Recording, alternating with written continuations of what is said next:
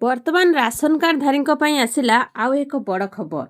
ତେବେ ସମସ୍ତ ରାସନ କାର୍ଡଧାରୀଙ୍କୁ ମିଳିବ ଟଙ୍କା। ଏନେଇ ସରକାରଙ୍କ ତରଫରୁ ବଡ଼ ଘୋଷଣା କରାଯାଇଛି। ଆସନ୍ତୁ ଦେଖିବା କ'ଣ ରହିଛି ସମ୍ପୂର୍ଣ୍ଣ ଖବର। ଭିଡ଼ିଓକୁ ଲାଇକ୍ କରନ୍ତୁ। ଚ୍ୟାନେଲ ସହିତ ଯୋଡ଼ି ରହିବା ପାଇଁ ଚ୍ୟାନେଲକୁ ସବସ୍କ୍ରାଇବ୍ କରି ସାଇଟ୍ରେ ଆସୁଥିବା ବେଲ୍ ଆଇକନ୍କୁ କ୍ଲିକ୍ କରି ଅଲ୍ ସିଲେକ୍ଟ କରିନିଅନ୍ତୁ।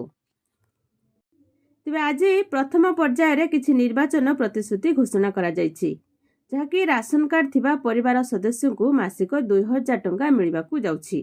ଏହା ସହିତ ଟାଉନ ବସ୍ରେ ଉଭୟ ମହିଳା ଏବଂ ପୁରୁଷମାନଙ୍କ ପାଇଁ ମାଗଣା ଯାତ୍ରାର ବ୍ୟବସ୍ଥା ହୋଇଛି। ତ ପୂର୍ବରୁ ଟାଉନ ବସ୍ରେ କେବଳ ମହିଳାମାନଙ୍କ ପାଇଁ ଯାତ୍ରା ମାଗଣା ଥିଲା, ଏବେ ଏଥିରେ ପୁରୁଷଙ୍କୁ ସାମିଲ କରାଯାଇଛି।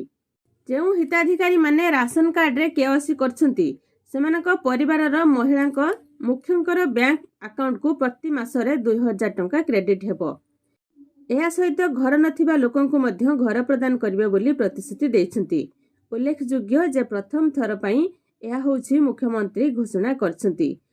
ଯେଉଁ ହିତାଧିକାରୀମାନେ ଏହି ପର୍ଯ୍ୟନ୍ତ ରାସନ କାର୍ଡରେ କେୱାଇସି କରିନାହାନ୍ତି, ସେମାନେ ତୁରନ୍ତ ରାସନ କାର୍ଡରେ କେୱାଇସି କରିନିଅନ୍ତୁ।